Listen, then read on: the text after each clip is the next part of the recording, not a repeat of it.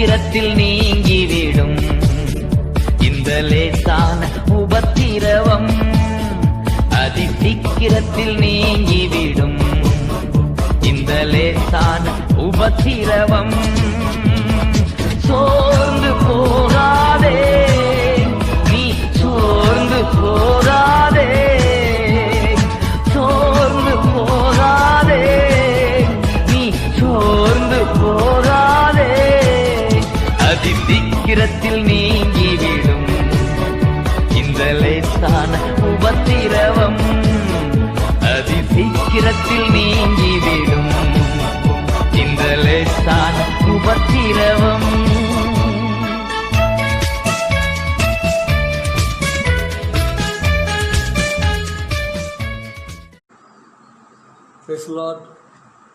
நல்லா இருக்கீங்களா? கர்த்தர் தாமே அடியனையும் அடியன் குடும்பத்தையும் பாதுகாத்துட்டு இருக்கிறார். சந்தோஷமா இருக்கிறேன். தொடர்ந்து நாம் ஜெபிக்கலாம். சில நேரங்களில் நடக்கிற சம்பவங்களை நினைக்கும் போது கர்த்தருடைய எண்ணங்கள் என்னவோ நமக்கு தெரிய மாட்டேங்குது. ஜெபிச்சுட்டு இருக்கிறோம்.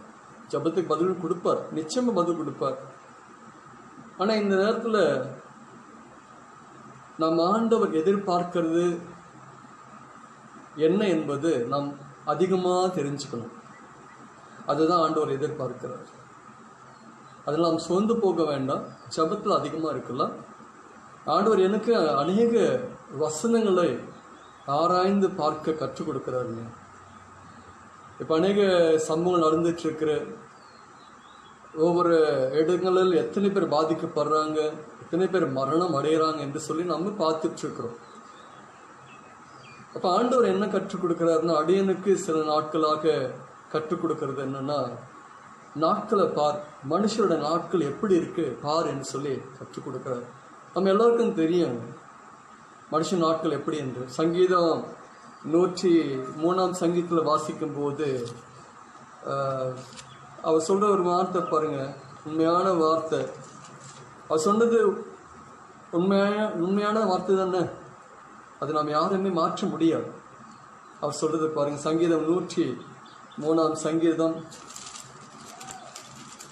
வசனம் 15-16 சொல்றாரு, மனுஷனுடைய நாட்கள் புல்லுக்கு ஒப்பாயிருக்கிறது, வெளியின் புஷ்பத்தை போல பூக்கிறான், காற்று அதன் மேல் வீசின உடனே அது இல்லாமல் போயிற்று, அது இருந்த இடமும் இனி அதை அறியாது.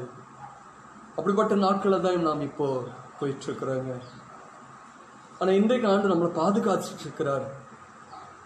இங்க இந்த வசனத்தை படிக்கும்போது ஒரு பயம் வருது பார்த்தீங்களா? யாக்கோபு 4 அதிகாரம் 13 கூட நம்ம எடுத்து வாசிக்கும் போது அவர் சொல்றாரு, மனுஷன் நாட்கள் புல்லுக்கு ஒப்பா இருக்கு என்று சொல்லி, நமக்கு இது புகைக்கு ஒப்பா இருக்குன்னு சொல்லி அவர் வெளிப்படுத்துறாரு. அப்போ நம்ம நாட்கள் எப்படி இருக்கு பார்த்தீங்களா? ஆண்டவர் சொல்றது போல. அது மாத்திரம் இல்லை, யோபு 14 அதிகாரத்துல கூட யோபு 14:7 வாசிச்சிங்கன்னா அவர் சொல்ற ஒரு வார்த்தை பாருங்க. யோபானவர், ஒரு மரத்தை குறித்தாவது நம்பிக்கை உண்டு, அது வெட்டி போட்டப்பட்டாலும் திரும்ப தளிக்கும், அதன் இளங்கிளைகள் துளிர்க்கும், அதன் வேர் தரையிலே பழுதாகி அதன் அடிக்கட்டை மண்ணிலே செத்தாலும் தண்ணீரின் வாசினாலே அது துளிர்த்து இளம் மரம் போல கிளைவிடும். இங்க என்ன சொல்றாருங்க, ஒரு மரத்தை குறித்தாவது கூட நம்பிக்கை வைக்கலாம். ஆனா அடுத்த வருஷம் சொல்றாரு, மனுஷனோ வென்றால் செத்த பின் ஒளிந்து போகிறான், மனப்புத்திரன் ஜீவித்து போன பின்பு அவனை இங்கே. ஆண்டவர் பாருங்க கற்றுக் கொடுக்கிறார், நமக்கு பயத்தை கொடுக்கிறாரு. ஒரு மரத்தை குறித்தாவது நம்பிக்கை வைக்கலாம், உண்மை. ஆனா மனுஷனும் நானும் சரிங்களா, செத்தப்பின் நான் எங்க இருப்பேன்? கர்த்தர் அதுதான் நம்மளை இன்னைக்கு கேட்டு நம்மளை ஆண்டவர் கேள்வி கேட்கிறார். நினைச்சு பார், நீ எப்படிப்பட்டவனா இருக்கிறேன்னு சொல்லி நம்ம நினைச்சு பார்க்க சொல்றாருங்க. அதே யோபில் நாம் பார்க்கும்போது நம் வாழ்க்கை ஒரு அஞ்சல் கால் ஓட்டத்தை போல நாம் ஓடிட்டு இருக்கிறோம் சொல்லி ஆண்டவர் சொல்லியிருக்கிறார். அப்போ நம்ம என்ன செய்யணுங்க? இதை நாம் நினைக்கும் போது நம் உயிரோடு இருக்கிற நமக்கு, பாதுகாப்பாக இருக்கிற நமக்கு இந்த சம்பவங்கள் நாம் சிந்திக்கும் போது ஆண்டவர் என்ன கற்றுக் கொடுக்கிறார் தெரியுமா? இனி எனக்கு பயப்படுகிற பயம் உனக்கு வரமா? சங்கீதம் 34:11 வாசிக்கும் போது அவர் சொல்றார், பார்த்தீங்கன்னா, நன்மை காணுவது யாரு? நீடித்த நாட்களாய் அபேட்சிக்கிற மனுஷன் யாருங்க? அவருக்கு பயப்படுகிற பிள்ளைகளுக்கு தாங்க. அதுதான் இப்போ நம்ம இடத்துல என்ன கேட்குறாருன்னா, எனக்கு பயப்படுகிற பயம் உனக்கு வருமா? இதெல்லாம் பார்க்கும்போது, இப்படிப்பட்ட சம்பவங்கள் நீ காணும்போது எனக்கு பயப்படுகிற பயம் உனக்கு வருமா? அதுதான் ஆண்டவர் எதிர்பார்க்கிறாருங்க. சங்கீதம் 14ஆம் சங்கீதத்தில் கூட நான் அடிக்கடி உங்களுக்கு சொல்லியிருக்கேன்னு நினைக்கிறேன். இந்த வசனம் பாருங்க, என்ன அருமையான வசனம். சங்கீதம் 14:4-5 சொல்றாரு, அக்கிரமக்காரரில் ஒருவனுக்கும் அறிவில்லையோ, அப்பத்தை பச்சிக்கிறது போல என் ஜனத்தை பச்சிக்கிறார்களே, அவர் கர்த்தரை தொழுது கொள்ளுகிறதில்லை. அதனால அங்கே அவர்கள் மிகவும் பயந்தார்கள். அவர்களுக்கு ஒரு பயம் வருமா? யாரு? தேவனை தொழுது கொள்ளாதவர்களுக்கு. அப்ப இன்றைக்கு யாருக்கெல்லாம் பயம் வரணும்னா, கர்த்தரை அறியாதவர்களுக்கும் கர்த்தரை அறிந்தவங்களுக்கு கண்டிப்பா பயம் வேணும். அப்போ பயம் இப்ப நமக்கு கொடுத்துச்சார். இப்ப இந்த பயத்தோடு வருகிற நாளில நடந்துட்டே இருக்கும் போதுதான் இனி வருகிற நாளில் என்னென்ன நடக்கும் நமக்கு தெரியாது. அப்போ நாம் சரியான வழியில கர்த்தருக்கு பயந்து நடந்தா, அங்க வாக்குத்தத்தம் கொடுக்கிறாரு பாருங்க 5ஆம் வசனத்துல, தேவன் நீதிமானுடைய சந்நிதியோடு இருக்கிறாரு. அப்போ நம்மோடு இருக்கணும்னா, நம்மளோட குடும்பத்துல ஆண்டவர் இருக்கணும்னா, இந்த உலகத்துல எல்லா இடத்துலையும் இருக்கணும்னா என்ன செய்யணுங்க? என்னை ஆண்டவருக்கு பயப்படுகிற பயம் இருக்கணும். அன்னைக்கு பாருங்க, யோனா நாட்களில் நினைவு பட்டணத்துல போயிட்டு ஆண்டவர் அந்த யோனா போயிட்டு எச்சரிக்கை கொடுத்தார். ஆண்டவர் சொன்னதை போய் சொன்னார். என்ன நடந்ததுங்க? அங்க இருக்கிற எல்லா ஜனங்களும் ராஜா மூலமாக பிறப்பிக்கப்பட்ட கட்டளைகளை அவன் கை கொண்டு, விசேஷமா ஆடு மாடுகளும் தண்ணீர் குடிக்கக்கூடாது, நெய்யக்கூடாது. பார்த்தீங்களா எப்படிப்பட்ட ஒரு கண்டிஷன்? அதை அவங்க ஏற்றுக்கொண்டாங்க. அதனால அழிக்கணும்னு நினைச்ச ஆண்டவர் மனஸ்தாபப்பட்டு அழிக்காம இருக்கும். இன்னைக்கு நம்ம மட்டும் ஜெபிக்க கூடாதுங்க, பிள்ளைகளை ஜெபிக்க வைங்க. கடந்த நாளில சொன்னது போல அவங்களுக்கு தெரிய வைங்க, உலகத்துல என்ன நடக்குது தெரிய வைங்க. ஆமென். மனம் திரும்புறது தான் இப்ப ஆண்டவர் எதிர்பார்க்கிறார். யாருங்கெல்லாம் மனம் திரும்பணும் கேட்குறீங்களா? யாரெல்லாம் மனம் திரும்பணும்? 2 விதமான மக்கள் மனம் திரும்பணும் காத்துட்டு இருக்கிறார். ஒரு சிலர் கேட்டாங்க, நியாய தீர்ப்பு நாள் வந்துருச்சோ என்று கேட்கிறாங்க. ஆண்டவர் வரப்போகிறாரா? இன்னும் வரலங்க. வந்தா இந்த உலகமே இப்போ இருந்திருக்காதே, நாம் இங்க இருந்திருக்க மாட்டோமே. ஒன்னு ஜட்ஜ்மெண்ட் கொடுத்து நரகமா பரலோகமா அனுப்பிச்சிருப்பாரு. இன்னும் வரலங்க. நல்ல கவனிங்க, நான் தான் முதலாவது மனம் திரும்பணும். 2 கொரிந்தியர் 2 பேதுரு 3ஆம் அதிகாரத்துல பேதுருவானவர் தெளிவா சொல்றாரு பாருங்க. அவர் வருவார் என்று சொல்லுகிற வாக்குத்தத்தம் எங்கே? பிதாக்கள் நித்திரடைந்த பின்பு சகலம் சிருஷ்டிக்கப்பட்ட பின் தோற்றம் முதல் இருந்த விதமாகவே இருக்கிறது என்று சொல்லுவார்கள். பரியாசம் பண்ணிக்கிறவர்கள் பண்ணிட்டு தான் இருக்கிறாங்க. நாம் கூட அப்படிதான். அது எக்ஸ்பிரஸ் லைஃப். அவர் எப்போ வருவார்? அவர் நாம் நினைக்க மாற்றோம். அவர் வந்துருவாரோ என்ற ஒரு பயம் இல்லாம இருக்கு. லூக்கா 12ஆம் அதிகாரத்துல அப்படிதான் ஒரு மனுஷன், நான் எல்லாம் சேர்த்து வச்சுட்டேன், எனக்கு கவலை இல்லைன்னு சொன்னார். ஆண்டவர் அன்னைக்கு ராத்திரி பேசினார், நீ இன்னைக்கு மரித்து போனார், இதெல்லாம் எங்க? அதை நாம் நினைக்க மாற்றோம். அதனால இனி நம்மளோட லைஃப் அதை இங்க கேட்கிறாங்க. அவர் வருவார் என்று சொல்லுகிற வாக்குத்தத்தம் பரியாசக்காரர் கேட்கிறாங்க. ஆனா அவர் ஏன் இன்னும் வரலங்க? 9ஆம் வசனம் பாருங்க, தாமதிக்கிறார் என்று சிலர் எண்ணுகிறபடி கர்த்தர் தமது வாக்குத்தத்தத்தை குறித்து தாமதியாராமல் ஒருவரும் கெட்டு போகாம எல்லாரும் மனம் திரும்ப வேண்டும் என்று விரும்பி நம்மேல் நீடிய பொறுமை உள்ளவராய் இருக்கிறார். இந்த இடத்துல நான் படிக்கும்போது அவர் சொன்ன ஒரு வார்த்தை, தெளிவான வார்த்தை ஆண்டவர் வெளிப்படுத்தினார். மனம் திரும்புதெல்லாம் யார் மனம் திரும்பணும் என்றாருங்க. யாரு? நான் மனம் திரும்பிட்டேன் என்று அதோட அர்த்தம் கிடையாதுங்க. தேவனை அறியாதவங்களும் மனம் திரும்பணும், நாமும் மனம் திரும்பணும். இதை கேட்டுக்கொண்டிருக்கிற கிறிஸ்துவ பிள்ளைகளும் கண்டிப்பா மனம் திரும்பணும். வெளிப்படுத்தின விசேஷம் 2ஆம் அதிகாரத்துல எபேசு சபையை பார்த்து ஆண்டவர் சொல்றாரு, என்ன சொல்றாரு? உன் கிரியைகளையும் உன் பிரயாசத்தையும் உன் பொறுமையும் நீ பொல்லாதவர்களை சகிக்க கூடாமல் இருக்கிறதையும் அப்போஸ்தலர் அல்லாதவர் தங்களை அப்போஸ்தலர் என்று சொல்லுகிறதை நீ சோதித்து அவர் பொய் என்று கண்டிருந்தையும் நீ சகித்து கொண்டிருக்கிறதையும் பொறுமையா இருக்கிறதையும் என் நாமத்தின் நிமித்தம் இழைப்படாமல் பிரயாசப்பட்டு அறிந்திருக்கிறேன். நல்லதுதான். சில நேரம் நாம் செய்யறது ஆண்டவருக்கு பிரியமா இருக்கலாம்னு சில காரியங்கள் அவருக்கு பிடிக்காதது நாம் செஞ்சிட்டோம். இங்கு 4 சொல்றார், நீ ஆதியில கொண்டிருந்த அன்பை விட்டா என்று உன் பேரில் எனக்கு ஒரு குறை உண்டு.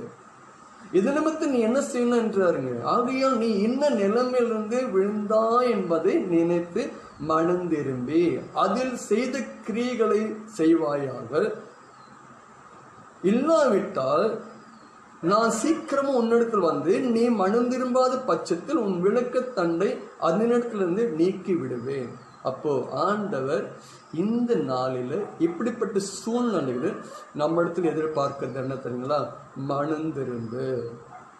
கண்டிப்பா நான் கிறிஸ்தவனா இருக்கிறேன்னா எல்லாரையும் சொல்லலைங்க, நல்லபடி நல்லவங்களா வந்தா நான் உங்களுக்கு அது இந்த செய்தி இல்லை. ஆனா இப்ப சொல்ல போகிற சில விஷயங்கள் அதை நீங்க நோட் பண்ணிக்கிங்க. ஒருவேளை நான் சொல்லுகிற விஷயம் ஏதாவது உங்களுக்குள்ள இருந்தால் மன்னிப்பு கண்டிப்பா வேணும். அதுல இருந்து நாம் மனம் திரும்பணும். யார் மனம் திரும்பணும் என்றாருங்க? நாம் ஆண்டோட பிள்ளைகள், நாம் கண்டிப்பா மனம் திரும்பணும். சில விஷயம் சொல்லிட்டாங்களா? இன்னைக்கு சபை கண்டிப்பா, சபையார் கண்டிப்பா மனம் திரும்பணும். இன்னைக்கு ஆண்டவர் நம்ம மூலமா அவர் அவமானப்படுகிறார், நம்மால அவர் அசிங்கப்படுகிறார். அது நிமித்தம் அவர் கோபப்படுகிறார். அவர் கோபப்பட்ட சாதாரண கோபமாப்படுவார். எபிரேயர் 12:29 சொல்றாரு, பச்சிக்கிற அக்னியா இருப்பாராமா அவர் கோபப்படும் போது. சங்கீதம் 76 வாசிக்கும் போது அவர் கோபப்படும் போது சரி குதிரைகளை ரதங்களை உறங்குமா, அப்படிப்பட்ட மிருகமே உறங்கும், பயப்படும் சிரிக்கும். காற்றும் பெருங்காற்று நீங்க பாருங்க, அவர் சொன்ன உடனே அடுங்குது. அப்படிப்பட்ட அதுங்கெல்லாம் பயப்படும் போது நான் இன்னும் பயப்படாம இருக்கிறேன்னு. அதனால இப்படிப்பட்ட சிச்சுவேஷன்ல, இப்படிப்பட்ட சூழ்நிலைகள் ஆண்டவர் நமக்காக உருவாக்குறார். இன்னைக்கு ஒவ்வொரு சபையாரும் கண்டிப்பா, ஒவ்வொரு ஆண்டவர் பிள்ளைகள் கண்டிப்பா மனம் திரும்பணுங்க. 2 பேர் மனம் திரும்பணும். தேவன் அறியாதவனும் மனம் திரும்பணும், நாமும் மனம் திரும்பணும். அவர் நாம் மனம் திரும்பாமல் அவங்க கிட்ட போயிட்டு மனம் திரும்ப சொன்னா நல்லது இல்லைங்க. 1 தீமோத்தி 4:16 சொல்றாரு, உன்னால ஒரு ஆள் ரட்சிக்கப்படணும்னா உன்னை குறித்தும் உன் உபதேசத்து குறித்தும் எச்சரிக்கையா தான் அவங்க ரட்சிக்கப்பட முடியும். நான் உபதேசம் பண்ணிட்டு நானே சரியில்லைன்னா அவங்க என்ன கை நீட்டி பேசுவாங்க. கை நீட்டி பேசும்போது யாருக்கு அசிங்கம்? ஆண்டவருக்கு தான் அசிங்கம். இப்ப நான் சில காரியம் சொல்றேன். சகோதரர்கள்,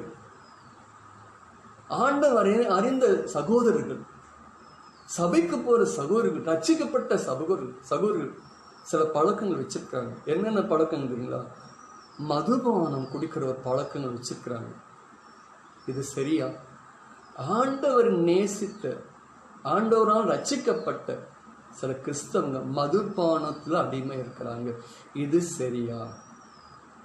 அடுத்தது புகையிலை, சிகரெட் சிலர் எடுக்கிறாங்க. அது சரியா? அடுத்தது பாக்கு வாயில போடுவாங்கல்ல, அது போடுறாங்க. இது சரியா? சகோதரிகள் நினைச்சு பாருங்க, ரசிக்கப்பட்டேன்னு சொல்றாங்க, சபைக்கு போறேன்றாங்க, ஆனா இப்படிப்பட்ட பழக்கங்கள் வச்சிருக்கிறாங்க. இது சரியா? சத்தியத்தை தெரிஞ்சு வச்சிருக்காங்க, இதெல்லாம் செய்யக்கூடாது என்று சத்தியம் சொல்லியிருக்காங்க. சத்தியத்துல ஆண்டவர் வெளிப்படுத்தி இருக்கிறார். எபிரேயர் 10:29 26 வாசிக்கும் போது, சத்தியத்தை அறிந்திருக்கிறீங்க, ஆனா நீங்க பாவம் செய்றீங்க, மனப்பூர்வமா தெரிஞ்சு நீங்க பாவம் செய்றீங்க. நீங்க என்ன பண்றீங்க? அந்த நேரத்துல என்னை அவமானப்படுத்தி என் ரத்தத்தினால உன்னை சுத்திகரிச்சிடலாம், அந்த ரத்தத்தை நீ மிதிக்கிற, அசுத்தம் என்கிறார். அப்போ இன்னைக்கு மனம் திரும்ப வேண்டியது தேவ பிள்ளைகளுக்குள்ள இருக்கிற, கிறிஸ்தவங்களுக்குள்ள இருக்கிற ஒரு இந்த குறிப்பிட்ட கேரக்டர் மாறணும். மதுபானம் மாறணும், சிகரெட் மாறணும், பாக்குகள் மாறணும். அடுத்தது எல்லாரும் ஆணும் பெண்ணும் சகோதரர்கள் இருக்கிற சில குணங்கள் சொல்றேன். பொய் மாறணும், கோபம் மாறணும். கோபம் வந்தா அதை விட மூர்க்கம். நினைச்சு பாருங்க, இத ஆண்டவர் விரும்புறாரா? கோபத்தை விரும்புறாரா? கோபம் இருந்தாலும் பாவம் செய்ய வேணான்றாங்க. ஒருத்தர் நம்ம தெரிஞ்சவங்க மேல கோபப்படும் போது அவங்களோட நாம் பேச ஆசைப்படுறோமா? சொல்லுங்க பார்க்கலாம். ஒரு ஈகோ, ஒரு கோபத்தை, ஒரு மூர்க்கத்தை வச்சிருக்கிறோம். இது மாறணும். இது யார் இடத்துல இருக்கு? தேவனை அறிந்த பிள்ளைகளா நம்ம கிட்ட இருக்குங்க. அடுத்தது பொறாமை. அடுத்தது வாயில் பேசக்கூடாத கெட்ட வார்த்தைகள், தூஷணமான வார்த்தைகள், வம்பு, ஊர் வம்பு. இது சரியா? இது சரியா? நீங்களும் சொல்லுங்க பார்க்கலாம். இதெல்லாம் யார்கிட்ட இருக்கக்கூடாது. இதெல்லாம் இவங்ககிட்ட இருக்கக்கூடாது. நம்ம ஆண்டோட பிள்ளைகள் இடத்துல இருக்கக்கூடாதுங்க. நினைச்சு பாருங்க, எத்தனை நாளா 2.5 மாசமா ஜெபம் பண்ணிட்டு இருக்கிறோம். பெருகிட்டு தான் இருக்கு. அப்ப ஆண்டவர் ஏதோ ஒண்ணு கேட்கிறார், ஜபத்தை கேட்கிறார். ஜபம் பண்ணும் போது எசேக்கியேல் 9 சொன்ன பார்த்தீங்கன்னா, நெற்றியில அடையாளம் போடப்படணும். அப்ப நெற்றியில அடையாளம் போடணும்னா, ஊர்ல தேசத்தில் நடக்கிற அக்கிரமத்திற்கு மட்டும் நாம் ஜெபிக்க கூடாது. நாம் செய்த தவறுகளை கூட நினைச்சு நாம் மன்னிப்பு கேட்டதை நெற்றியில் அடைவோம். இப்ப சொன்ன பார்த்தீங்கன்னா, பொய் என்னை விட்டு மாற்றுவேன் ஆண்டவர், கோபத்தை மாற்றுவேன், மூர்க்கத்தை மாற்றுவேன், பொறாமையை மாற்றுவேன். சரி, வாயில் பேசக்கூடாது, நீங்க எதிர்பார்க்காத விரும்பாத செயல், கெட்ட வார்த்தைகள், தூஷணமான வார்த்தைகள், வம்பு, ஊர் வம்பு. வேதத்தை எடுத்து வாசிக்கலாம், ஜெபிக்கலாம், அது விட்டுருவாங்க. ஊர் வம்பு எடுத்துட்டு இருப்பாங்க, ஊருக்கு அதை பேசிட்டு இருப்பாங்க. 1 தீமோத்தேயு 4:7 நீங்க எடுத்து வாசிங்க. சீர்கேடும் கேள்விகள் பேசுகிற கட்டுக்கதைகளை விட்டு விலகி தேவ பக்திக்கு ஏதுவான அந்த நேரத்தை பிரயோஜனப்படுத்திக்கணுங்க. பாருங்க, சில இடத்துல எத்தனை பக்கத்து வீட்டுல போக முடியல. சென்னை சிட்டில உள்ளுக்குள்ள ஒடுங்கி இருக்கிறாங்க, பயத்தில் இருக்காங்க, நமக்கு அது வந்துருமோ என்று சொல்லி. அப்ப நம்மளும் ஆண்டவர் இங்க சேஃப்டியா இருக்காரு, நம்ம சேஃப்டியா வச்சிருக்கிறார். எனக்கு பாம்பேல தாராவில ஒரு சகோதரி தெரிஞ்சு அவங்க போன் பண்ணி கேட்கிறேன், நல்லா இருக்கிறோம் பாஸ்டர். காரணம், ஆண்டவரோடு கூட உள்ளாவிட்டு இருக்கிறாங்க, ஆண்டவரோடு கூட உருவாயிட்டு அது அவங்க தேவனோடு கூட இருக்கிறாங்க, ஜபத்தோடு இருக்கிறாங்க. அதனால ஜெபிக்கிறது மட்டும் இல்லைங்க. தயவு செய்து எப்படிப்பட்ட சம்பவங்களா நினைச்சு ஆண்டவரே என்னை மன்னிச்சிருங்க, இந்த மாதிரி வார்த்தைகள், இந்த மாதிரி கிரியைகளை என்னை விட்டு நான் அகற்றுவேன் ஆண்டவரே, என்னை மன்னிச்சிருங்க ஆண்டவரே. அவரிடத்துல கேட்கணுங்க. மிதிக்கிறதுனால தான். நல்ல கவனிங்க. போய் கோபம், மூர்க்கம், பொறாமை, இப்படி கெட்ட வார்த்தைகள், வம்பு, தூஷணமான வார்த்தைகள், மோகம், விபச்சாரம். ஒரு ஆணும் பெண்ணும் சேருவதில்லை. ஒரு ஆணையும் ஒரு பெண்ணையும் மனசுல இச்சையோட பார்த்தாலே விபச்சாரம் எண்ணிட்டார். அப்படி ஒரு சம்பவம் நடக்குது, இச்சைகள் நடக்குது. விக்கிர ஆராதனை, நானா கிறிஸ்துவ நாம் செய்யறோமா விக்கிர ஆராதனை என்று நாம் கேட்கலாம். பொருளாசை என்பதும் விக்கிர ஆராதனை தான். இப்படிப்பட்ட சம்பவங்கள் நம்ம கிட்ட வச்சால் அது நல்லா இருக்குமா? ஏன் எனக்கு கோபாக்கனி எதுக்கு ஆண்டவர் கொடுக்கிறார்? கொலோசியர் அங்க இது நம்ம சொன்ன லிஸ்ட் எல்லாம் இருக்கு பாருங்க. கொலேசியர் 3 சொல்றாரு பாருங்க. ஆகையால் விபச்சாரம், அசுத்தம், மோகம், துரிச்சை, விக்கிர ஆராதனையான பொருளாசை ஆகிய இவைகளை பூமியில் உண்டு பண்ணுகிற உங்கள் அவயங்களை அழித்து போடுங்கள். இவைகளின் பொருட்டை கீழ்ப்படியாமல் பிள்ளைகள் மேல் தேவ கோபாக்கனை வரும். இன்னைக்கு அவரோட கோபாக்கனை தான் இவ்வளவு காரணம். ஏன்னா ஆண்டோட பிள்ளைகள் இதெல்லாம் செஞ்சுட்டு இருக்கிறோம் சொல்லிதான். இப்பொழுது கோபமும் மூர்க்கமும் பொறாமையும் உங்கள் வாயில பெருக்கலாகாது. தூஷணமும் வம்பும் வார்த்தைகளுமாகி இவர்களை விட்டு விடுங்கள் என்று சொல்றாரு. இன்னைக்கு மனம் திரும்ப வேண்டியது முதல் நம்ம தான் மனம் திரும்பணுங்க. இன்க்ளூடிங் என்னையும் நான் சொல்றேங்க. நான் நீதிமான் என்று நான் உங்களை பேசிட்டு இருக்கல, சரிங்களா? அடுத்தது பாருங்க 11ஆம் வசனத்துல, கிரேக்கன் என்றும் யூதனும் என்றும் இல்லை, விருத்தேசதனும் இல்லாதவன் என்றும் இல்லை, ஒரு ஜாதி என்றும் ஒரு தேசத்தின் என்றும் இல்லை, அடிமை என்றும் சுயாதீன என்றும் இல்லை, கிறிஸ்துவே எல்லாரிலும் எல்லாமா இருக்கிறார். எங்க ஆப்போசிட்டா அப்படின்னு என்ன அர்த்தங்க? இன்னைக்கு நான் கிறிஸ்தவன் சொல்லிட்டு ஆண்டவர் எது செய்யக்கூடாது அதை செஞ்சுட்டு இருக்கிற ஜாதிகள் பார்த்துட்டு இருக்கிறோம். இது சரியா? ஆண்டவர் இது நிமித்தம் தான் அவர் சொல்றாரு 6 இவைகளின் பொருட்டு கீழ்ப்படியாமேன். இந்த வசனங்கள் படி நான் சொன்னபடி நீ கீழ்ப்படியாதனாலதான் இப்படிப்பட்ட பிள்ளைகள் மேல் தேவ கோபாக்கினி வரும் சொல்லி. இன்னைக்கு கோபம் வந்திருக்குங்க. நாம என்ன செய்ய போறோம்? இதெல்லாம் நினைச்சு நாம மன்றாடி ஆண்டவர்கிட்ட கெஞ்சி கேட்கணுங்க. கேளுங்க தயவு செய்து. நமக்கு நெற்றிலம் அடையாளம் போடணும்னா சரிங்களா, நம்ம என்ன ஒப்பு கொடுக்கணும். ஆண்டவரே சும்மா அடையாளம் போட மாட்டார், நம்மளை பார்ப்பார். இவன் சரியில்லை, வாயில மட்டும்தான் செபிக்கிறான், அதனால இவன் நெற்றில அடையாளம் போடுவது வேஸ்ட்டு. நான் அடிக்கடி சொல்ல பார்த்தீங்கன்னா நீதிமொழிகள் 28ஆம் அதிகாரம் 9ஆம் வசனத்துல அது எப்பயும் நோட் பண்ணிக்கோங்க. இல்லை, வேத வார்த்தைகளுக்கு நான் செவி சாய்க்கலைன்னா, அதன்படி நான் கீழ்ப்படியே நான் மனசு கொடுக்கலன்னா நான் செய்யற ஜபம் அருவருப்பு. அதனால முதலாவது நல்ல ஞாபகம் சரிங்களா, ஆண்களுக்குள்ள இருக்கிற மதுபானம், சிகரெட், பாக்கு இதெல்லாம் விட்டுடும். அப்புறம் காமனா இப்படிப்பட்ட சுபாவங்கள் எடுத்து போடணும். இது மட்டும் வேற ஏதாவது சுபாவங்கள் இருந்தால் தயவு செய்து இப்ப நினைச்சு பாருங்க. கேட்கிற நீங்க நினைச்சு பாருங்க, இது நம்ம விட்டு மாறணும். அல்லேலூயா, அல்லேலூயா. சபை இன்னைக்கு எக்கச்சக்க சபைகள் இருக்குங்க. நல்லதுதான் சபைகள், அது அங்கங்க இருக்கிறது எழும்புறது நல்லதுதான். கர்த்தருக்கு மகிமை உண்டாவதுதான் நல்லதுதான். ஆனா என் சபை உன் சபை என்று சொல்றதை விட அவர் எதிர்பார்க்கிற சபையா இருக்கா? நடத்துற ஊழியக்காரர் கூட யோசிக்கணும், என் சபையை நான் சரியா நடத்துறேன்னா, என் சபையை நான் ப்ரொடெக்ஷன் பண்ணிட்டு இருக்கிறேன்னா, என் சபையில சின்ன கரை இல்லாம நான் பாக்குறேன்னா. ஊழியக்காரர் மட்டும் இல்லைங்க, விசுவாசிகளுக்குள்ள அவங்க அப்பப்ப சிந்திக்கணும், என் சபையில கர்த்தர் எனக்கு கொடுக்கப்பட்ட சபையில கரைப்படாம நான் வச்சுக்கிறேன்னா. ஏன் சரித்த சபை எதுங்க? என்ன சபை? சபை என்றால் எது? நம்ம தான். இந்த ஆலயம் தான் சபை. 1 கொரிந்தியர்ல 3ஆம் அதிகாரத்துல வாசிக்கும் போது அவர் சொல்றாரு, 1 கொரிந்தியர் 3ஆம் அதிகாரத்துல, ஒருவன் தேவனோட ஆலயத்தை கெடுத்தால் அவனை தேவன் கெடுப்பார். நம்மள ஆண்டவர் கெடுத்துருவார். தேவனோட ஆலயம் பரிசுத்தமா இருக்கிறது. நீங்களும் இந்த ஆலயம். நான் உங்களை எதுக்கு அழைச்சேன்? சபைக்குள்ள எதுக்கு உங்களை அழைச்சேன்? பரிசுத்தமா இருக்கணும்.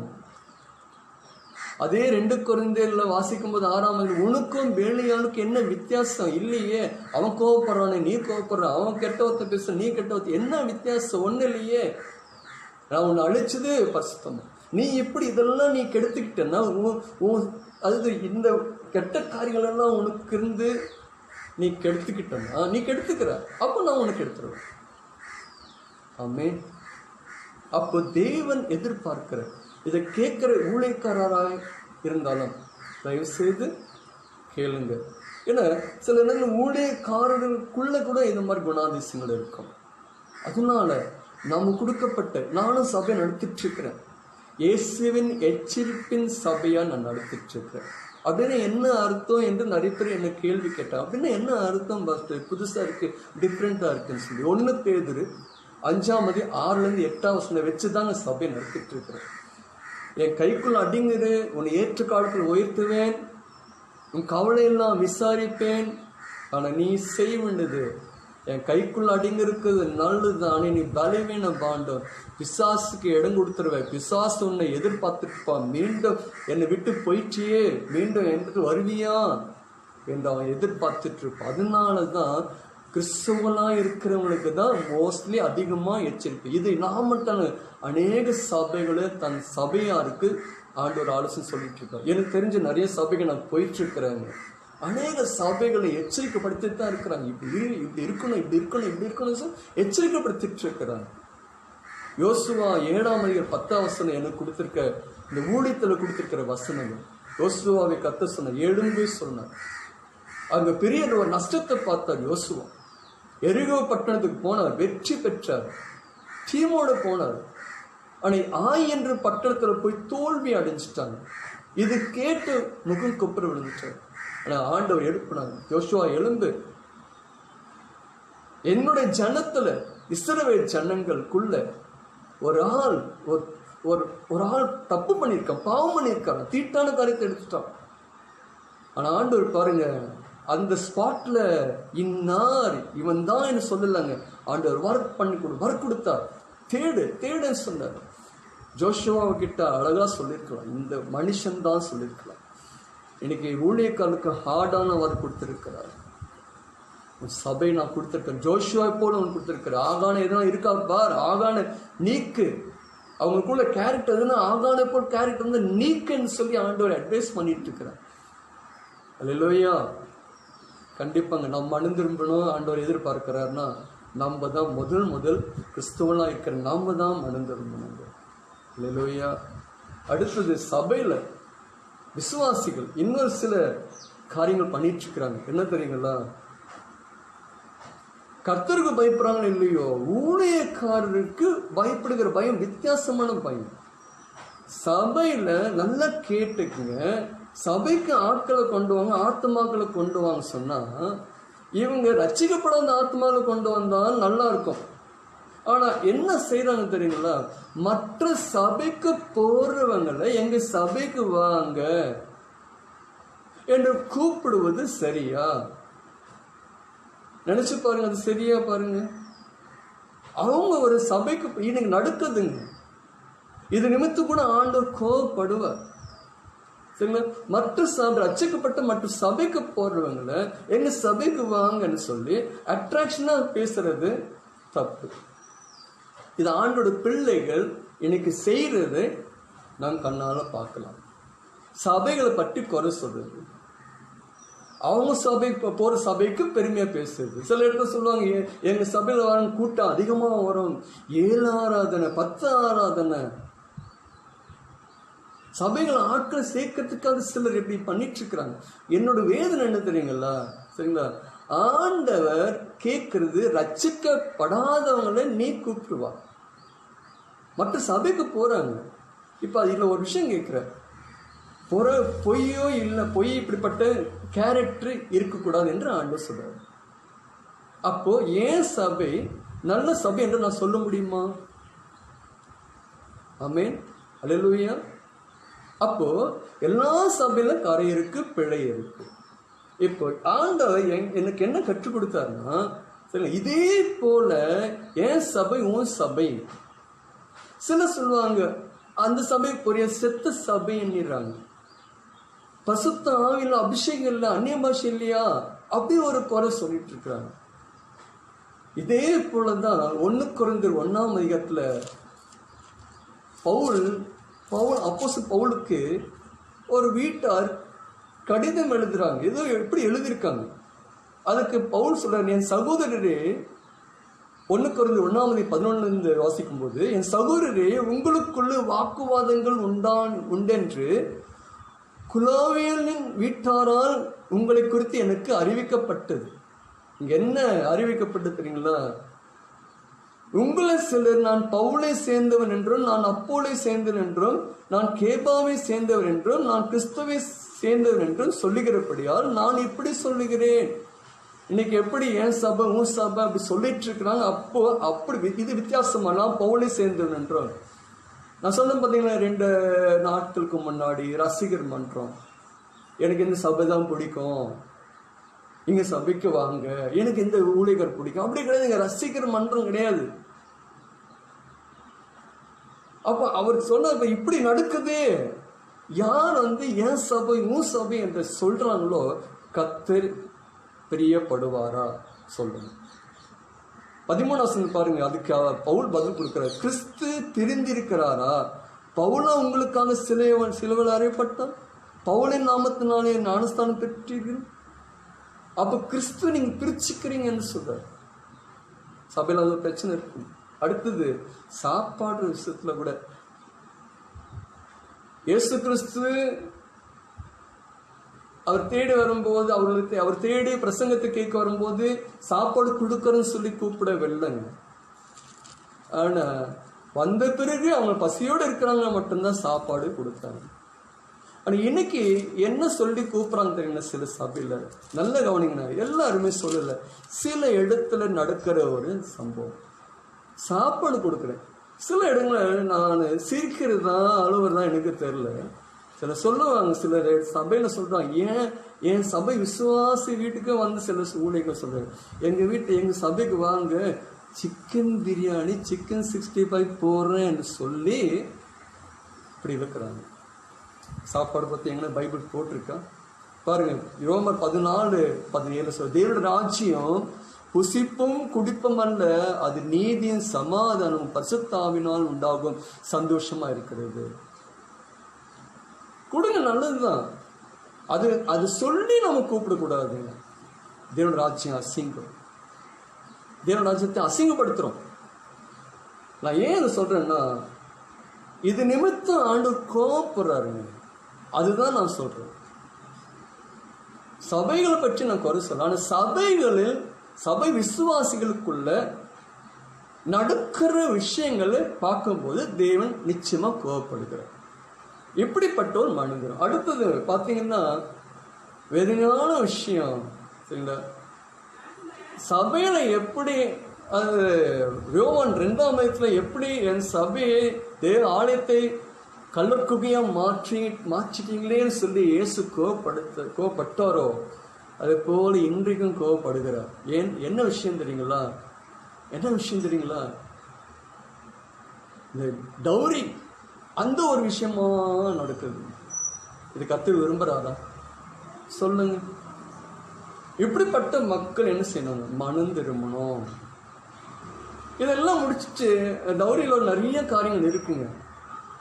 போவாங்க, கேட்பாங்க, ஜோம் பண்ணிட்டு போவாங்க. ஆனால் அவங்க போய் பேரம் பேசுவாங்க. ஆனால் கடைசியில் 24 சொன்னது போல இது தேவனால வந்தது. தேவன் சொன்னாராங்களா சொல்லுங்க பார்க்கலாம். அப்போ 4 பேர் என்ன சொல்லுவாங்க? தேவன் அறியாதுங்க. அப்போ ஏசு இப்படிதான் சொல்லி தராரா? பரவாயில்லைங்களா? ஆடு நாமத்தை நாம் தூஷிக்கலாமா? சொன்ன பார்த்தீங்களா? சபை எத்தனை சபைகள் இருக்கட்டும், ஆனா ஆண்டவர் எதிர்பார்க்கிற சபை நல்லா நோட் பண்ணிக்கங்க, மறந்துடாதீங்க. எத்தனை சபை இருக்கட்டும், எத்தனை ஜன கூட்டங்கள் வந்தாலும், ரட்சிக்கப்பட்ட கூட்டங்கள் எத்தனை பேர் வந்தாலும், 3 பேர் 10 பேர் 100 பேர் 1000 பேர் சபை வந்தாலும், எத்தனை சபைகள் பெருகினாலும், கர்த்தர் எதிர்பார்க்கிற சபை, அவர் விரும்புகிற சபை எபேசியர் 5:27 தான். நானே என் இஷ்டம் போல நாம் பண்ணிட்டு ஆண்டவர் என்னை நேசிப்பார், ஆண்டவர் என்னை ஏற்றுக்கொள்ளுவார், என் சபை ஏற்றுக்கொள்ளுவார் என்று நினைச்சீங்கன்னா அது தவறான நோக்கம். லேவியர் 10:1-3 அடிக்கி நாதாப் அபியூ அந்நிய அக்னி கொண்டு வந்து தூபம் காட்டினாங்க. அந்த சின்ன விஷயமா இருந்தாலும், நம்ம பார்வை சின்ன விஷயமா இருந்தாலும் ஆண்டவர் பார்வையில் பெரிய விஷயம். அப்பவே சாகடிச்சார். 2 சாமுவேல் 6ஆம் அதிகாரத்துல ஒரு உடன்படிக்கை பெட்டி கீழே விழுந்து போயிட்டு ஊசா தொட்டார், அப்பவே அடிச்சார். நான் பண்ணிடுவேன், ஆண்டவர் விரும்பிடுவார் நாம் நினைக்க கூடாதுங்க. ஆண்டவர் எதிர்பார்க்கிறது போல நான் இருக்கிறேன்னா, பவுல் பாருங்க எவ்வளவு பெரிய ஊழியக்காரர், அவரை போல இன்னைக்கு இருக்கிறாங்க இல்லை நம்ம சொல்ல முடியாதுங்க. 2 கொரிந்தியர் 11:23-28 வாசிங்கன்னா பவுல் சொல்றாரு, அப்போஸ்தலன் பவுல், அநேக பாடுகளை நான் அனுபவிச்சேன், ஆனா என்னுடைய கவலைகள் எல்லாம் சபை குறித்தே கவலை சொன்னார். 2 கொரிந்தியர்ல வாசிக்கும் போது 11 பவுல் சொல்றாரு, அந்த ஒரு பாரம் இன்னைக்கு ஊழியக்காரர்கிட்ட மட்டுமல்ல, விசுவாசிகளா இருக்கிற நமக்கும் வேணும். என்ன பாரம்?